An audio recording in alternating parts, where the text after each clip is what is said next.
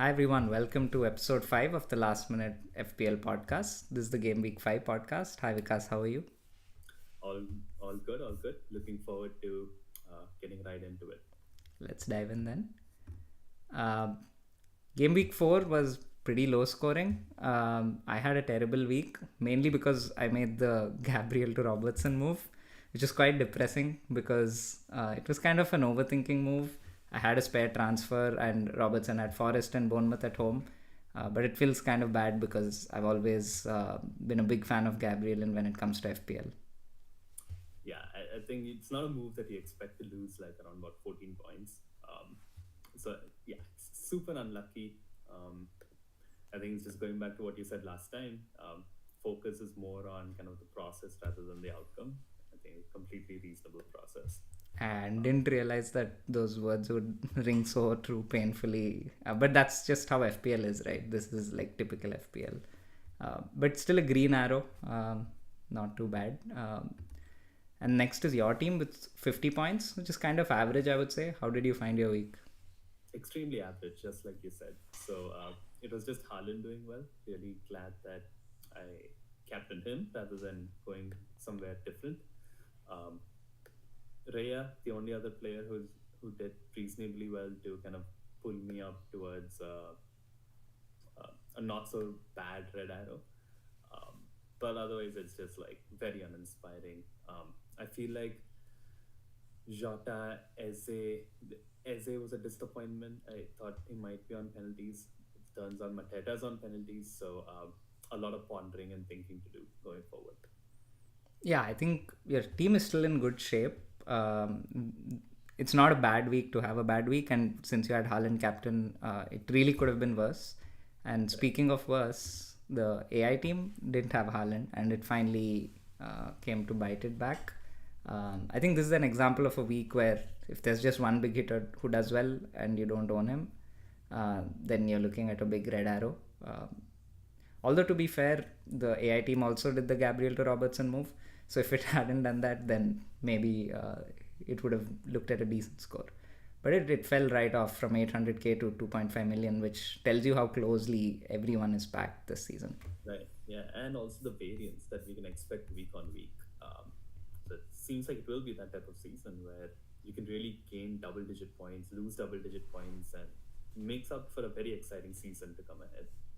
Yeah, and speaking of people being tightly packed together, this is our last minute FPL mini league standings. Varun is still right at the top with 320 points. And he actually extended his lead because he scored 60, which is the highest in the league. He's Uh, flying. I think it's clear that the Haaland and Salah owners really did win the first part of the season.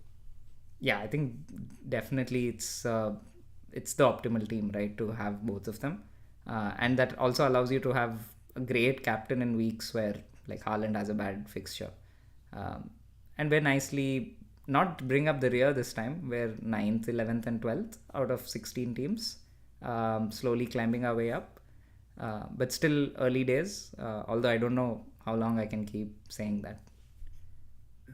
No, I think it is early days, and given the variance that we've seen week on week, with especially the kind of just the previous example of the AI team, I think there's a long road ahead. Fair enough. Let's look at the previous game week matches. Honestly, I didn't watch any of these games live, but I caught up on a bunch of extended highlights. And the Southampton United game was a pleasant surprise for me. United actually created a lot of chances. Rashford looked really good. And then again, he looked very confident in the midweek game against Barnsley. It is a League One side they were playing against, but it was very heartening to see him, taking on players, beating players. Who knows, he could be a potential asset in the future. Yeah, I think game week 8 United's fixture turns becomes really really strong, and I've had really good luck with Rashford last season. So I'd be really excited if he really comes into the play here. Um, I did see the Chelsea Bournemouth game. It was very very uninspiring. Like they Bournemouth are a really good team. They're playing well. I think Chelsea were pretty lucky. They got away. Sanchez was man of the match really in that game. So they got away with that one. One of the one of the insights from this game was Sancho. He came on and he was exceptional. I think he won Player of the Game. Um, this does not bode well for the few Chelsea assets that we did think might be, like safe-ish. Talking about Madueke, because now there's additional competition from Sancho. If he's playing on the left, maybe Neto goes on the right, and Madueke didn't have a good game. So I think it further enhances the quandary that is, the Chelsea midfielders. I think it's to stay away from them, except for Palmer. I think that makes sense. I mean, you'd want the talisman, and especially when there's so many rotation risks, it's good to. I mean, we keep saying wait and watch, but I think the result seems to be that you don't know who's going to play. The other thing that I just quickly want to touch on in that game is Nkunku played really, really well once he came on, and he came on for Jackson, which is very different from previous games. Um, Jackson is a threat again. Like, I don't think it's guaranteed that he starts every game. If Nkunku is the replacement for Jackson, then there is some rotation probably up front as well. Yeah, I think his X-Men's definitely took a hit this week. And yeah, the other game that I watched was the Man City Brentford game, and like Haaland was just exceptional. I feel like I mean, we keep saying he's hit a new level, but it's like a brace is almost expected. And some of those finishes are just so clinical. It's honestly a little scary to watch it. He's literally like a machine. And quickly touching upon the Liverpool Forest game as well. Forest look very solid, and we saw that in the expected numbers last week. But I mean, keeping a clean sheet and winning against Liverpool at Anfield is no mean feat. Yeah, and like a lot of us loaded up on Liverpool players in anticipation of the two home games. So yeah, it was a bit of a bummer to see how little Liverpool were able to create. And also I think reinforces the point that Forest defense, and it showed before last week that Forest defense was good statistically on paper, and it is playing out that way as well in some of their tougher fixtures. So interesting to see how this goes forward, and whether Forest really opens up a few cheap defenders or enablers that could reinforce our teams. Yeah, and is there any other game you wanted to talk about? Not particularly. I think Villa, Everton, maybe mainly just briefly touch on. We saw Watkins getting back to his scoring boots. A nice double with again a John Duran screamer, I think, in that game. So that again bodes well. Rogers, nothing from Rogers again.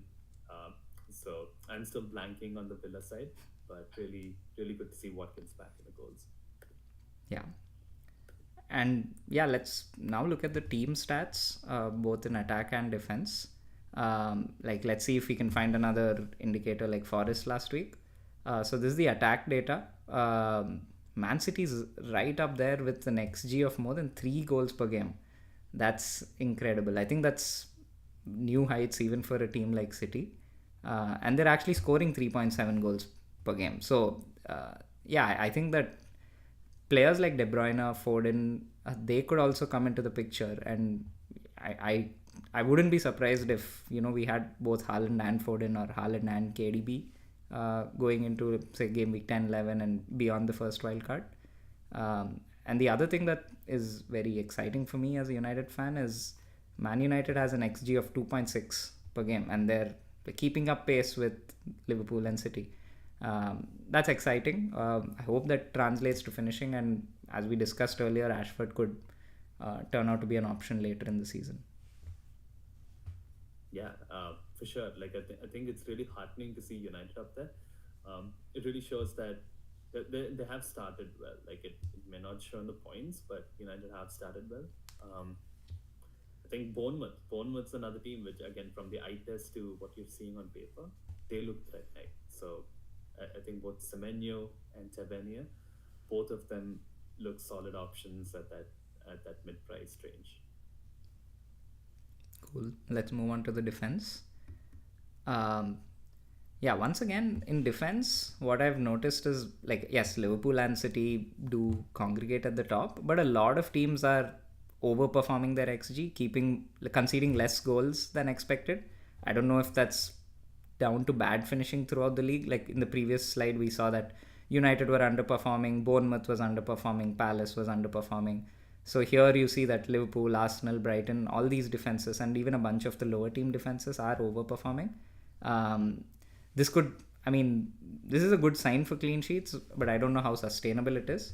Uh, we did say that Arsenal's clean sheets were unsustainable, but once again, they kept a clean sheet against a really good Spurs team. And I wouldn't be surprised if the City game was a 0-0 or a 1-0 either way. Yeah, I think this is where like some of the quality comes in here. Like I think we do have to take a factor in from a quality aspect, which does lead to teams like Arsenal, for example, overperforming like their defensive stats. Rea's exceptional as a keeper. I think even in midweek he had a great save from a penalty spot, and yeah, like I think even against City, I feel pretty comfortable owning like a Rea, for example.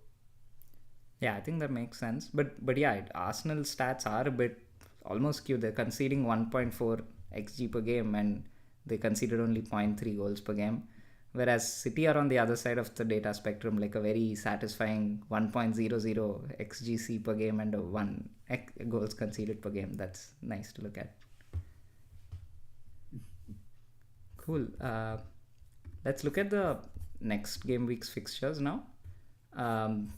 West Ham Chelsea early kickoff. Are you going to be waking up for that? Definitely not.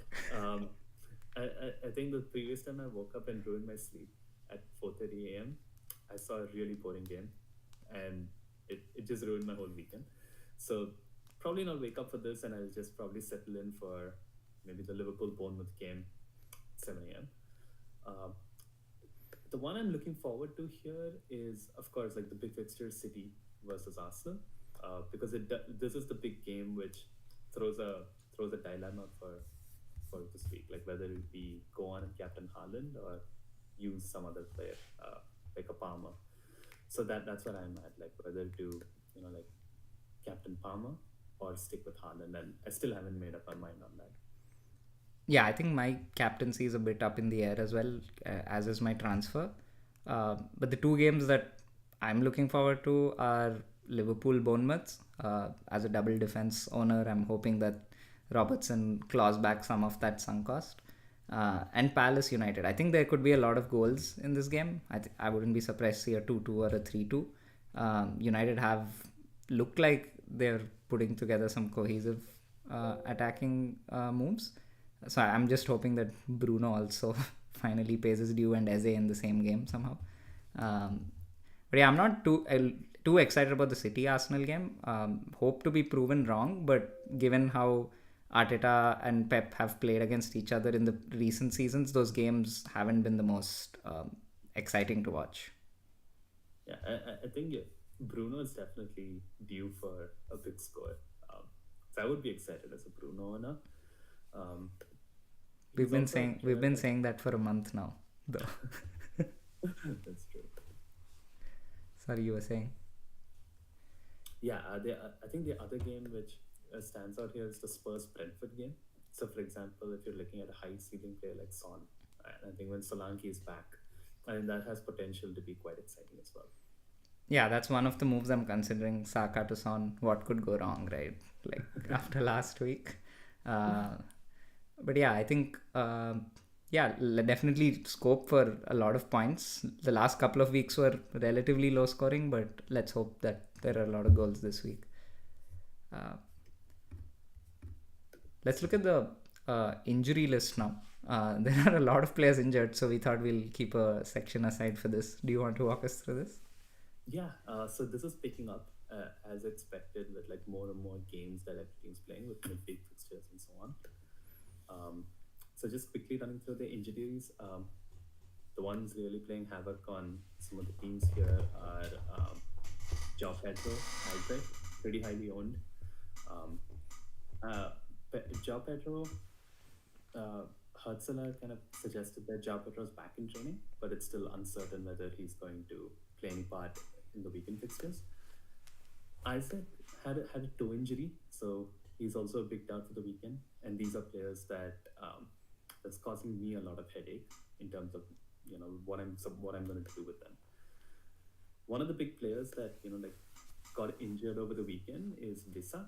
I think he is a player that a lot of us looked at in terms of possible options to bring in, especially with Brentford's fixtures getting better. So pretty unfortunate both for him personally and also for us to benefit from Brentford's fixtures. Yeah, I think this is a really helpful roundup. I'm hoping that Joao Pedro plays, given the comments made by the Brighton manager. I'm just not too confident because he didn't play the previous game as well, and they have enough options. And Rata scored as well in the previous game, so they don't really need to take a risk. I think Saka will play. De Bruyne, I feel, will also play. But yeah, and I think even Calvert-Lewin looks okay. I Yes. think Daesh was optimistic about Calvert-Lewin starting. But on the bright side, two players that are back, Solanke is back, and I think even Bailey was back on the bench for Villa. So these are two players that again start entering our thoughts. Let's look at how the fixture difficulty rating has evolved. This is the easiest fixtures. Do you want to walk us through this? Yeah. So just as a brief explanation on the color coding. So these are fixtures ranked by like our own fixture difficulty rating in terms of which fixtures are easy for attackers and which fixtures are easy for defenders. The ones color coded with green are the top attack or top defense based on this season's data. So again, what we're looking at is we want the greens and we may want the yellows and probably do not want the others. So looking at this really shows that Villa again maintain like really strong fixtures going in. So Watkins, Rogers, strong options still from an attacking perspective. Konza from a defensive perspective, and surprise, Nottingham Forest show up here as one of the best defenses this season. Also good fixture. So I'm also looking at someone like Aina to bolster up my bench, which is very, very light right now. Yeah, I think Forest have definitely been the surprise of this season from a defensive point of view. Those who went with Cells as the 4.5, I mean, apart from Raya owners like yourself, are having a good time. Like, because most of the other budget keepers, not many of them have kept even 2 clean sheets in the 4 games. So yeah, I think I'm not surprised in hindsight to see Nottingham Forest up there.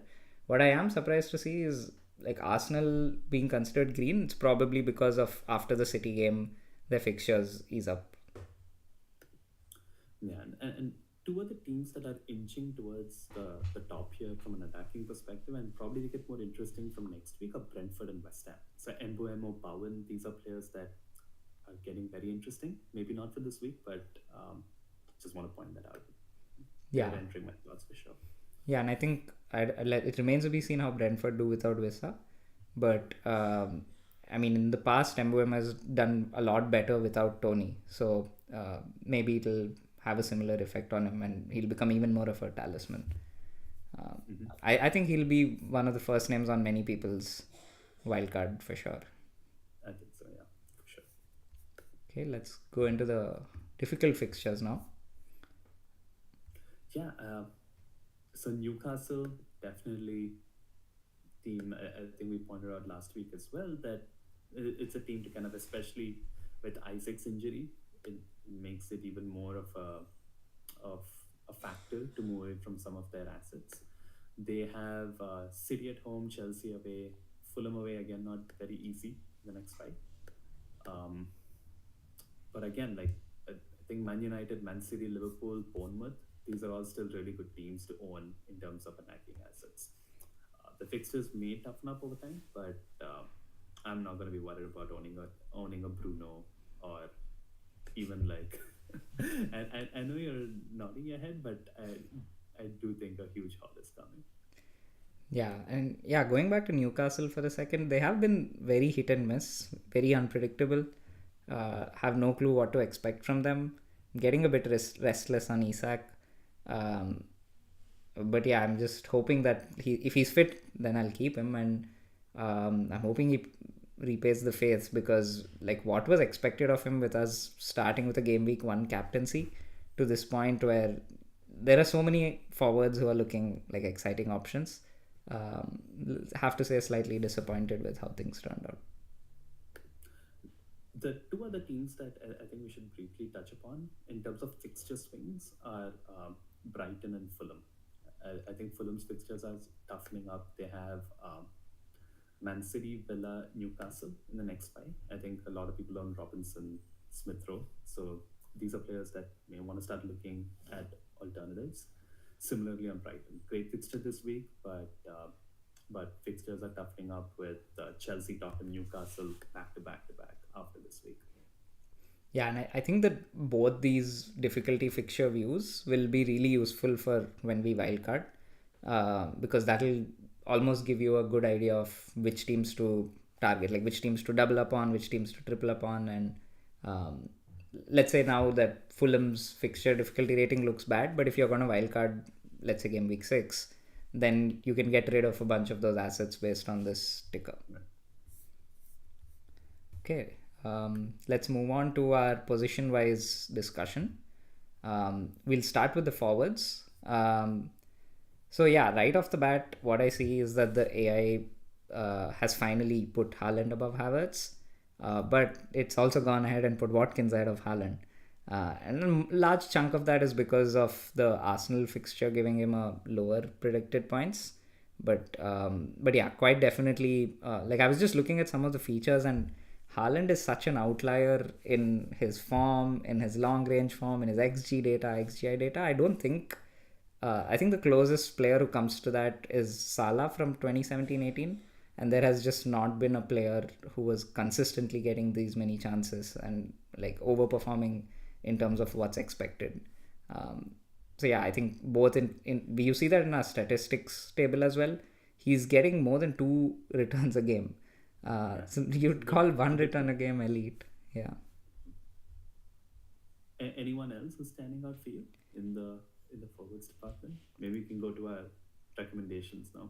Yeah. So yeah, for me, I felt that, and I see that you also have Watkins and Solanke. Solanke mainly because he's back. Spurs have a good fixture. Watkins, he looks like he's back.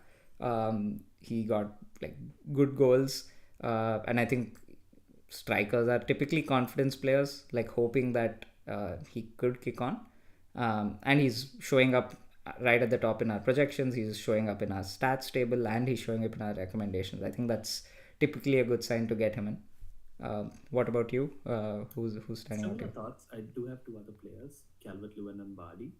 Again, really strong fixtures both for Leicester and Everton, both on penalties, and both very reasonably priced. So, for example, I'm just thinking about if I want to move Pedro out at a similar price range, these are players that I would look to. And if I want to move Isaac out, then it's Watkins and Solanke. Yeah, that makes sense. I listed Isak as a keep, but that's mainly dependent on fitness. Of course, if he's not fit, you get rid of him. But if he's fit, I would still keep him. I mean, also I'm thinking from my team perspective where I'm planning to wildcard in a week. So if he's playing, then he's not a priority sell, and I feel that there could be a better gain to be made in a week. I see that you've marked Jackson as a void. I'm guessing that's because of the minutes. And I just think that his place is under threat. But then Kunku, maybe even Felix. So I was a bit warm on him last week, and that's cooling. And the player you want to sell is the player you bought last week. Yeah, it's been a disaster, honestly. Like I just can't wait for the wildcard. So depending on Pedro and Isaac's fitness, they both probably have to go if they're not fit. Yeah, I'm almost praying for a miracle. I have both of those players as well. But again, I don't know if like I can upgrade Pedro enough to make it a good 1 week punt. But yeah, I think I'll be waiting till the end to see if there are any team leaks or fitness news, because I think for both these players, like if they're playing, I wouldn't mind keeping them. Makes sense. Yeah, I would certainly hope not to make any transfers. Yeah. Moving on to the midfielders.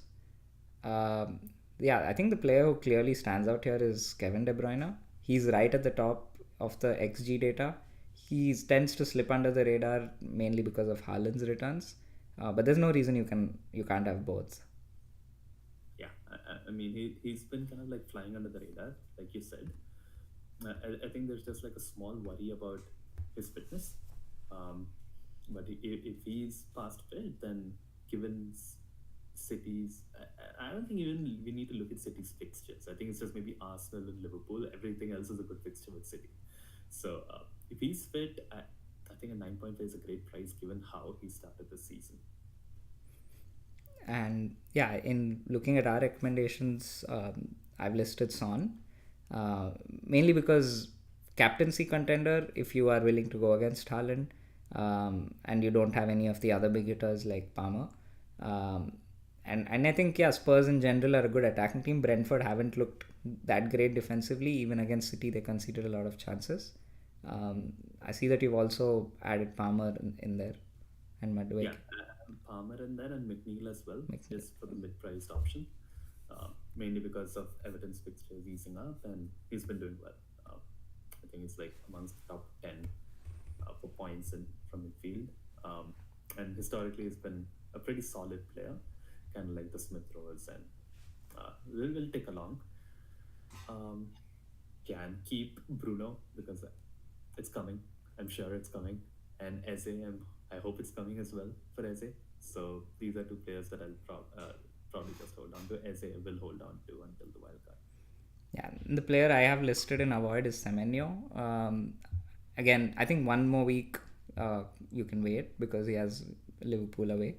And then his fixtures definitely ease up, and he could be someone on the wildcard along with Mbuemo who can enable your team elsewhere. He's a good budget option, and Bournemouth have looked great, and they're still underperforming, and he's still getting a lot of returns. So I think it's a good option. And the player I've very ominously listed as sell is Saka.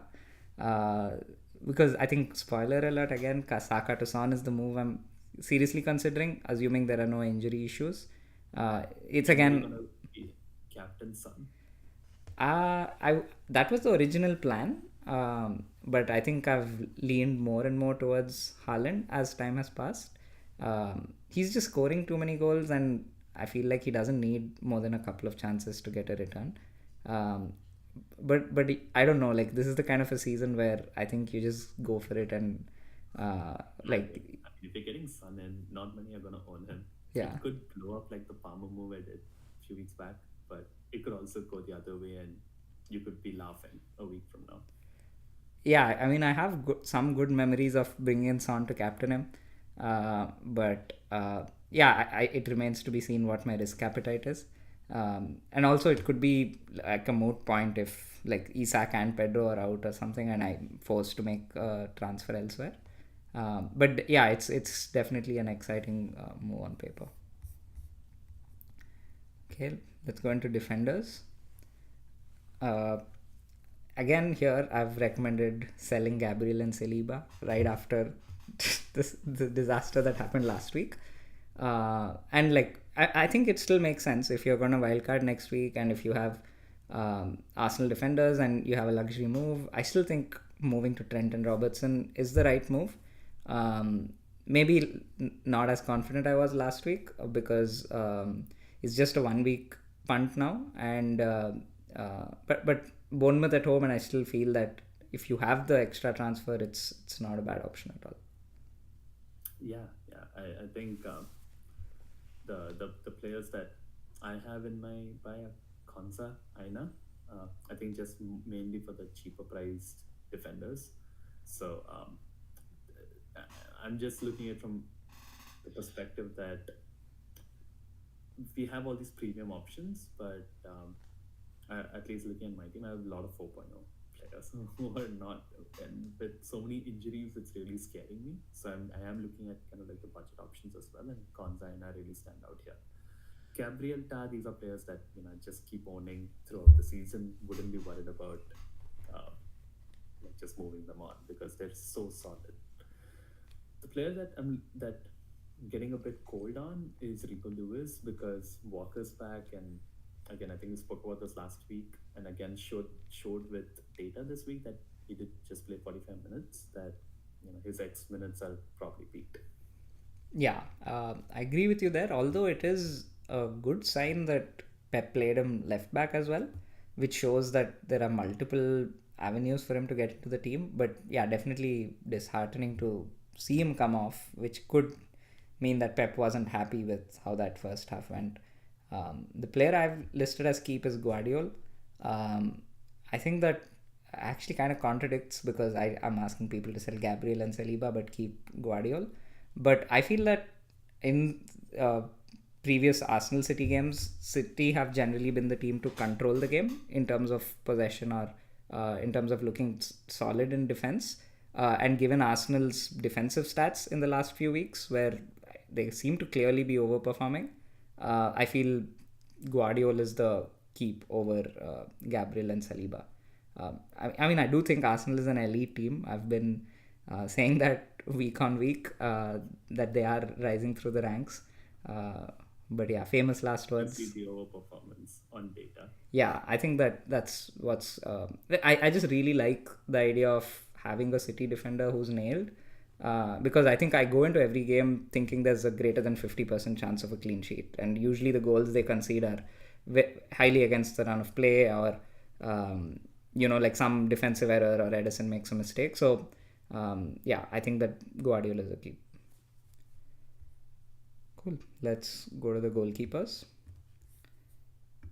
So I see that you've asked people to buy sells now. Yeah, I think with Forest's fixtures pretty good, defensive data being good, and he suggested 4.5.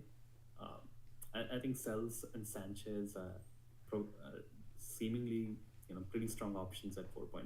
We were struggling a bit to understand which of the 4.5 keepers to go to, but these are really strong contenders along with Raya for the wildcard. So you wouldn't sell sells? No. Cool. All right, let's move on to our wildcard recommendations. So yeah, the team on the left is the team that the AI has come up with. Sells in goal. You can ignore the bench fodders; they're just placeholders. Double up on defense, Liverpool defense with Trent and Robbo. Guardiola as the third defender. Saka, Palmer, Diaz, Gordon in midfield. And Havertz, Mateta, Watkins up front. What do you think of this team?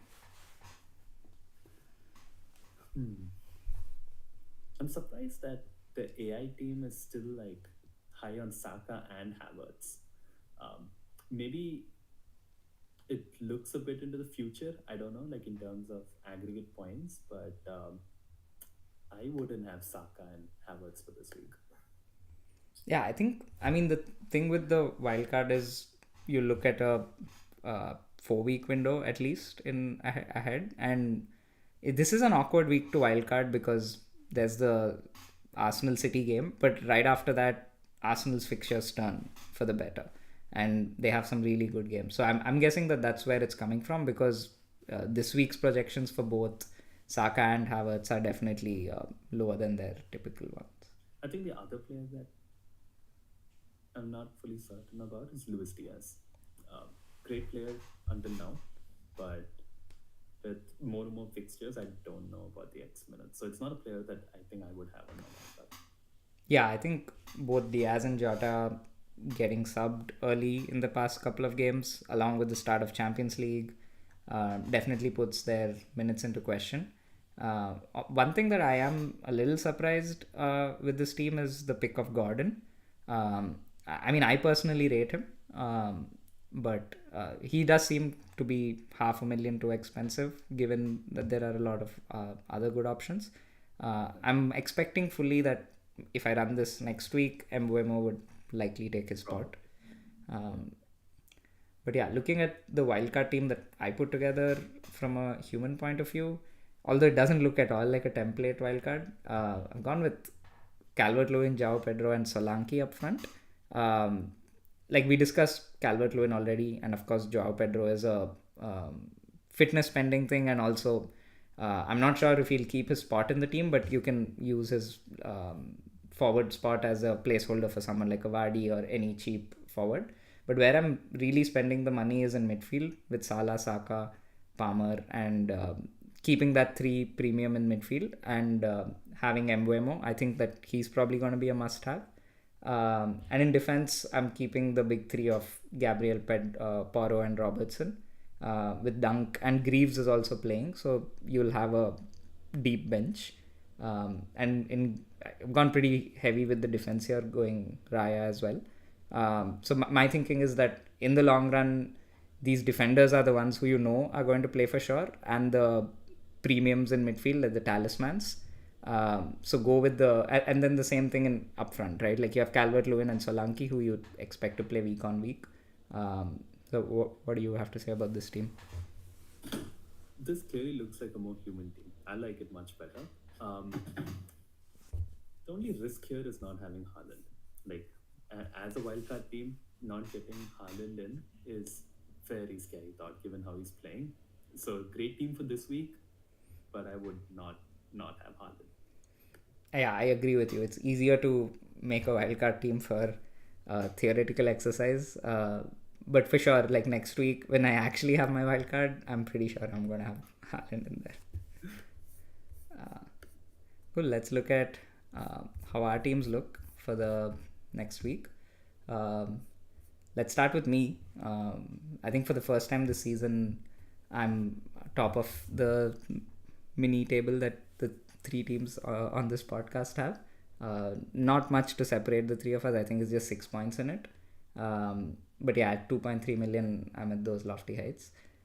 We already discussed my team. I won't go too much into the transfers. I think it's mainly the captaincy, and that will, like I said, depend on the injury news of Pedro and Isak. If they look fit, then I'm fully looking to do Saka to Son. And I think you've kind of convinced me. I think I'm leaning more towards a Son captaincy. But yeah, let's see how that turns out. Next is the AI team. AI team has the luxury of having Salah for Bournemouth at home, so definitely going with a captaincy there. No transfers expected as of now, but definitely if there are injury news with Pedro or Isak, I'll look to see what the optimal move to make is. Finally, the AI team's not captaining Havertz or Saka. It looks more human with this week. My team, again waiting on Isaac and João Pedro's injury news. I really hope that at least one of them are fit.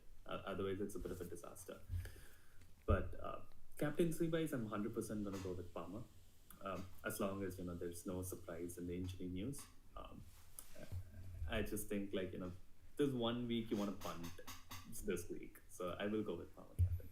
Yeah, and I think it'll be some sort of redemption for you when you captain Palmer, and Haaland did really well against West Ham. So this could be like the perfect comeback.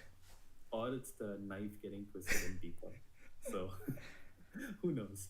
Yeah, I think I've seen that with the AI's captaincy picks. Every time it went for a random move, it seemed to not work out. And last week it did Salah at Nottingham Forest at home, and it only doubled down. But yeah, let's see how it goes. Cool. I think that brings us to the end of the podcast. Please join our mini league. You can see the league code at the bottom of the screen. Apart from that, any last words, Vikas? Yeah, have a good weekend and see you next week. Thank you.